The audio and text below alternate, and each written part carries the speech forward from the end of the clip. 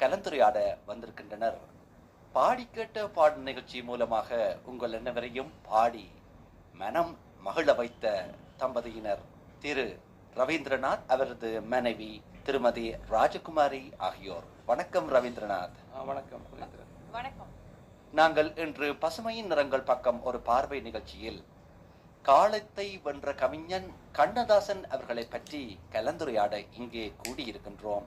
காலத்தை வென்ற கவிஞன், காலத்தால் அழிக்க முடியாத கவிஞன் என்றெல்லாம் கூறுகின்றார்களே, அது எப்படி என்ற அந்த கேள்விக்கு நிகழ்ச்சி நிறைவிலே உங்களுக்கு பதில் கிடைக்கும். காலத்தை வென்ற கவிஞனை பற்றி ஒரு சிறு கவிதை வாசிக்கிறேன். கவியா நீ கால நதியா, குழந்தையின் மழலை சிரிப்பிற்கும் குமரியின் அனல் அணைப்பிற்கும் தாய்மையின் நிழல் நேசத்திற்கும் தனையனின் தொழும் பாசத்திற்கும் நித்தம் நித்தம் கவி வடித்தாய்.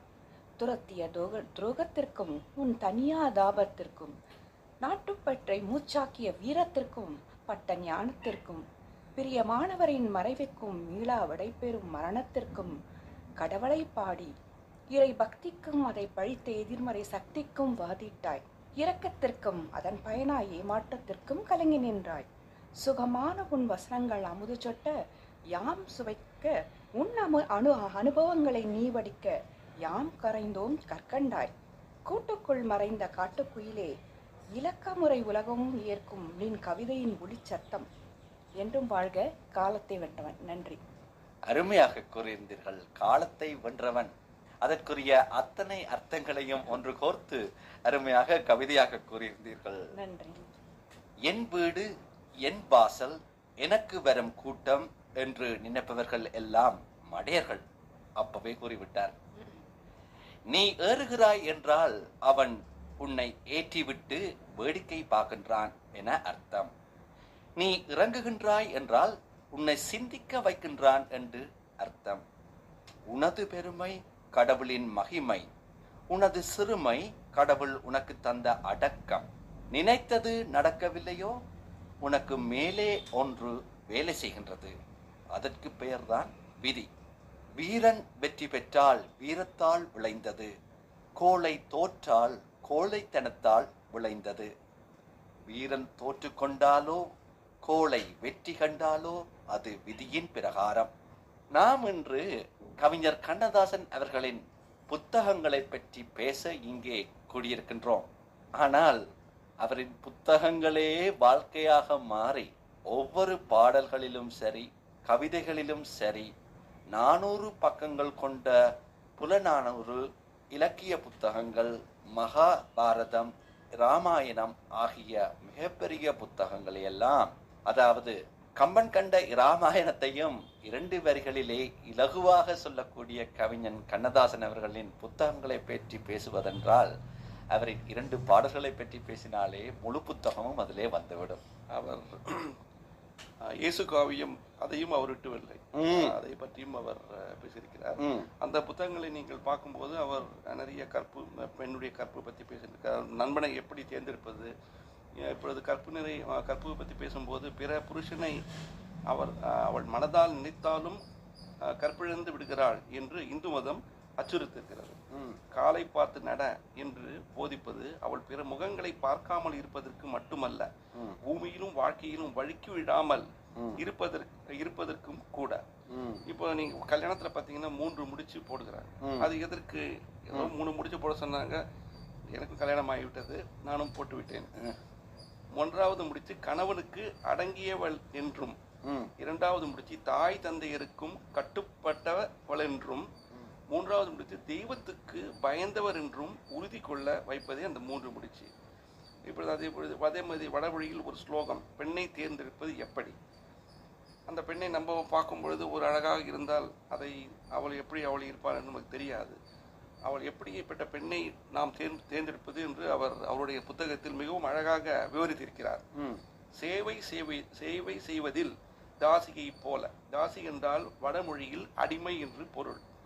யோசனை சொல்வதில் மந்திரிகை போல, அவருக்கு அந்த பெண்ணிற்கு கல்வியறிவு இருந்தாலும் சரி, இல்லாவிட்டாலும் சரி, கணவர் ஏதாவது ஒரு சிக்கலில் மாட்டியிருக்கும் போது யோசனை சொல்ல வேண்டும், மந்திரிகை போல. அதே மாதிரி அழகில் லட்சுமி போல நம்ம தேர்ந்தெடுக்கணும் என்று கண்ணதாசன் சொல்லுகிறார். அது அழகில் என்றால் இப்போ மாடர்ன் ட்ரெஸ் போட்டுக்கொண்டு அப்படி அப்படி கிடையாது. லக்ஷ்மியை போல அந்த அழகாக இருக்க வேண்டும். மன்னிப்பதில் பூமாதேவியை போல அது அவங்களுக்கு கடமைக்கு ஏதாவது இருந்தாலும் அவங்களுக்கு கொஞ்சம் அவங்களுக்கு கூட இருந்து ஒத்தாசை ஏதாவது அந்த அந்த ஒரு இருக்க வேண்டும். அன்போடு ஊட்டுவதில் அன்னையை போல அறுசுவை உணவு அது அது அது அது மாதிரி இருக்க வேண்டும். மஞ்சத்தில் கன்னிகையை போல உடல் இருக்கும் கூட இருக்கும். இப்படி நடந்து கொள்ளக்கூடிய ஒருத்தியே குலபர்த்தினி என்கிறது அந்த ஸ்லோகம். பெரும்பாலும் கெட்டுப்போவதில்லை, வாழ்க்கையில் தோல்வியடைவதும் இல்லை. இது அவருடைய பாண்டிய நாட்டு இந்துக்களுடைய ஒரே பழமொழி. அடுத்தது கண்ணதாசனுடைய ஒரு கவிதை. பிறப்பென்பது யாதென கேட்பின் பிறந்து பார் என இறைவன் பணித்தான். இறப்பது யாதென கேட்டேன் இறந்து பார் என இறைவன் பணித்தான். வறுமை என்பது யாதனை கேட்டேன் வாடிப்பார் என்று இறைவன் பணித்தான். முதுமை என்பது யாதென கேட்டேன் முதிர்ந்து பார் என்று இறைவன் பணித்தான். அறிவு என்பது யாதென கேட்டேன் அறிந்து பார் என இறைவன் பணித்தான். அன்பெனப்படுவது யாதென கேட்டேன் அழித்துப்பார் என்று இறைவன் பணித்தான்.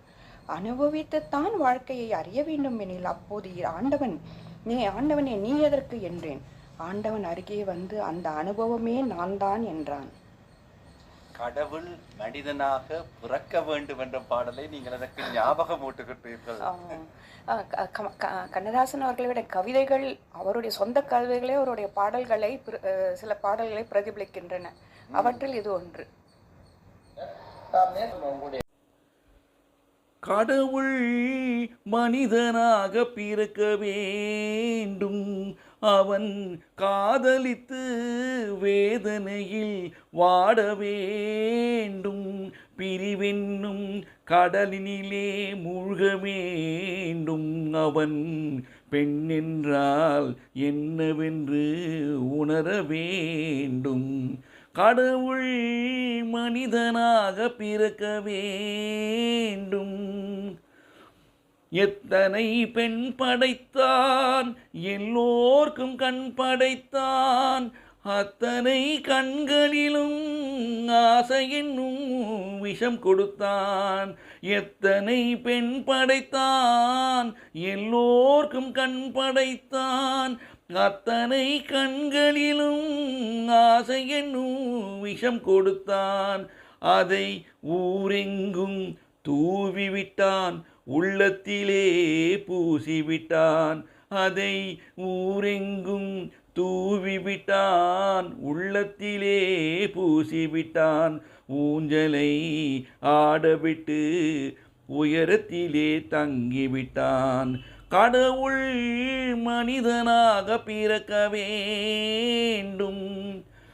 அவனை அழைத்து வந்து ஆசையில் மிதக்க விட்டு ஆடனாடு என்று ஆட வைத்து பார்த்திருப்பேன்.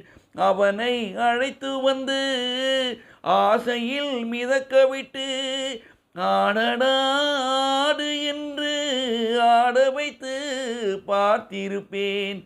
படுவான் துடித்திடுவான், பட்டதே போதுமென்பான்.